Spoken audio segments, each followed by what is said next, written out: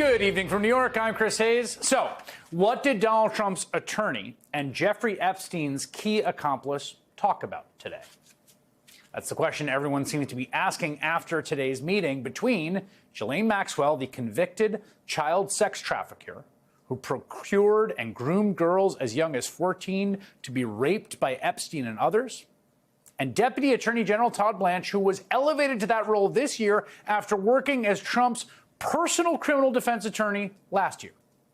It is a completely abnormal, transparently suspicious meeting between Epstein's closest confidant and fixer and the number 2 law enforcement official in the country who is absolutely loyal to Trump and who, along with his boss, Attorney General Pam Bondi, signed off on a DOJ memo not even 3 weeks ago saying nothing in the government's Epstein files warranted further investigation or prosecution, and no further disclosure of those files would be appropriate or warranted. And yet, Blanche rushed to set up this personal interview today with Maxwell, who is serving out a 20-year sentence in federal prison, barring some sort of deal with the government or commutation or pardon.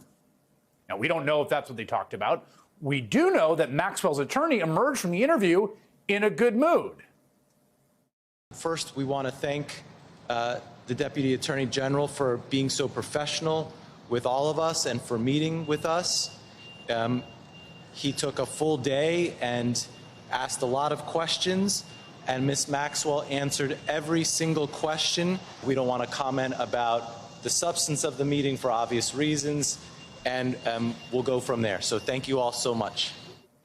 That's Maxwell's lawyer. We didn't hear anything from Trump's lawyer. Deputy Attorney General Blanche, except a brief social media post saying his interview with Maxwell would continue tomorrow. Now, to be clear, this meeting, the number 2 at DOJ and a convicted felon in prison, is a complete violation of every DOJ protocol or norm, right? This never happens. And it comes as we learn more details about Donald Trump's very well-documented friendship with Epstein. The president is still struggling and failing to control a story that he once had successfully buried and even during the campaign magically turned on its head. But now it's spiraling away from him. From the lascivious birthday letter Trump reportedly sent Epstein saying, "We have certain things in common, Jeffrey. Enigmas never age. May every day be another wonderful secret," written inside a drawing of a naked woman, to the new reporting that Bondi informed Trump back in May that his name appeared in the Epstein files multiple times. And this week, a video resurfaced from a 2010 deposition of Epstein in which he is asked about partying with underage girls with the future president of the United States. And well, you'll see, he declined to answer. Have you ever had a personal relationship with Donald Trump? What do you mean by personal relationships? Have you socialized with him? Yes, sir. Yes? Yes, sir. Have you ever socialized with Donald Trump in the presence of females under the age of 18? Though I'd like to answer that question, at least today, I'm going to have to assert my 5th, 6th, and 14th Amendment rights, sir. Last night, a lawyer for hundreds of survivors of Epstein's abuse told Lawrence O'Donnell that the scrapbook containing that birthday card, which Trump has said is a fake thing and is suing over, could in fact be released to the public. Do you know that the estate, the relatives of Jeffrey Epstein, in effect through their lawyers, are in possession of that birthday book? Yes, I know that the executors of the estate are in possession of that book. And I think that after they turn it over, it should probably be set in the Smithsonian as an artifact at this point in time. It's going to go down in history so that the world can see this book, and they'll know who were Jeffrey Epstein's best friends at the time. On top of all of that, a new report by the Wall Street Journal just out about an hour ago says that the book also included birthday greetings to Epstein from Bill Clinton and Vera Wang and other luminaries. Now, that story also revealed there are digital copies of that book, and they were reviewed by DOJ officials. As all this pressure has been mounting, we seem to be watching the Trump administration hatch a plot to escape from it right in front of us, and it's hard to see it as anything else. This meeting between Blanche and Maxwell looks like a transparent attempt to cut some sort of a deal. And MAGA media is wish casting a favorable outcome for Trump. Maybe she wants immunity. Maybe she wants some sort of protection. I don't know. But it's definitely something that is worthy of praise and worthy of our encouragement. I think this is great. I do have a feeling that she just might be a victim. She just might be. There was a rush to judgment. There was a lot of chaos there for a while. All right. Granted, she hung out with Jeffrey Epstein. And I know that's apparently not good. But she's in jail for how long now? 20 years. A 20-year sentence. Apparently not good. After years of claiming that Epstein was the devil himself and the center of this evil, widespread global conspiracy that preyed on young girls, the right-wing propaganda machine is so desperate for Trump to find cover in the scandal, they are now painting Ghislaine Maxwell as an ally, as more of a victim than the hundreds of girls that she helped Epstein prey on, some of whom she assaulted herself. Some of them and their lawyers spoke out in a recent Netflix documentary, and a warning to viewers, what they said is disturbing.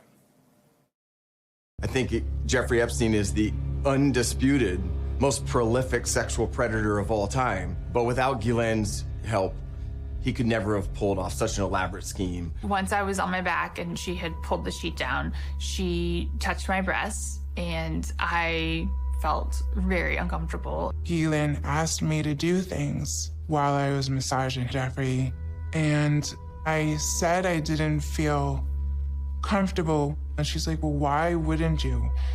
It's just part of the body. This is what a man needs in order to have a complete massage. And I just felt as though I couldn't say no. She was making me question myself so that she and Jeffrey could use me for their purposes. The woman that they're talking about is who MAGA World now hopes will do a deal to rehabilitate Donald Trump's reputation. A woman that Trump's own DOJ said back in 2020 was an inveterate liar who not only recruited girls for Epstein's abuse, but was present when he committed multiple sexual acts against those girls. Virtually everything Epstein was charged with doing when he died, Maxwell was actually convicted of doing. The one thing that has become crystal clear throughout this scandal is that there's only one person alive who has intimate knowledge of Jeffrey Epstein's crimes and his contacts, who was an accomplice in those actions. And the Trump administration, in front of us, it appears, may try to spring her from prison if they like the story she tells. Spencer Kuvin has interrogated Jeffrey Epstein in deposition in his capacity as a lawyer for 9 Epstein victims, the youngest of which was just 14 years old. Tara Palmieri is an investigative journalist who's been covering both Epstein and Maxwell extensively, also author of the Red Letter on Substack. Welcome to you both. Mr. Kuvin, let me just start with you as someone who represented multiple victims of Epstein, including a woman named Caroline Kaufman, who was 17 in December 2010 when she says she was raped by Jeffrey Epstein in his mansion in New York after having pictures taken of her by Ghislaine Maxwell. From your perch as a representative of those victims, what you make of the number 2 of DOJ going to talk to Ms. Maxwell, coming back tomorrow, and the possibility that some deal is being floated? Look, this has become nothing other than a dumpster, or I should say Trumpster fire for the administration. They are attempting to influence a key witness in this circumstance. Ghislaine Maxwell, you know, I watched the clip she played. It is appalling to ever call her anything other than a sexual predator and a rapist. This is a woman who, multiple victims that I represented, she took control of the situation. She organized all of these young girls going out to various different individuals at various different times for sex acts, both here in Palm Beach and in Manhattan, as well as the Virgin Islands and all over the world with Epstein. This woman is not a victim. She is a perpetrator. She is where she belongs right now, behind bars, and should stay there. Now, having said that, if there is information she has about people who were part of this scheme, then by all means, all of that information should be disclosed to the general public so that everyone can hear about those individuals and what they've done.